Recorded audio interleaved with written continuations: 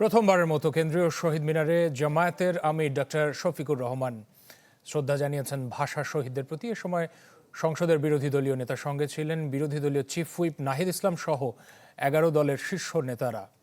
পরে দলটি নেতাদের নিয়ে আজিমপুর কবরস্থানে ৩ ভাষা শহীদের কবরে দোয়া এবং মোনাজাত করেন জামায়াতের আমির। বাংলাদেশ জাতীয় সংসদের বিরোধী দলীয় নেতা ২৪ পরবর্তী ভিন্ন বাস্তবতায় জাতীয় সংসদে এখন বিরোধী দল জামায়াত।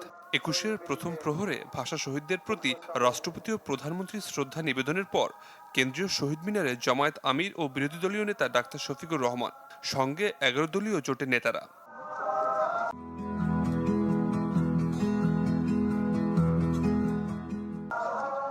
প্রথমবার কেন্দ্রীয় শহীদ মিনারে বেদিতে ফুল দিয়েছেন ডাক্তার শফিকুর। এ সময় ১১ দলীয় জোটের নেতাদের নিয়ে ভাষা শহীদদের জন্য করেন দোয়া মোনাজাত। তারপর শ্রদ্ধা নিবেদন করতে জামায়াত আমির ছুটে যান আজিমপুর কবরস্থানে, যেখানে চিরনিদ্রায় ৩ ভাষা সৈনিক জব্বার, বরকত ও শফিউর। শ্রদ্ধা নিবেদন শেষে জামায়াত আমির বলেন, অধিকার বঞ্চিতদের জন্য জামায়াতের লড়াই চলমান থাকবে সবসময়।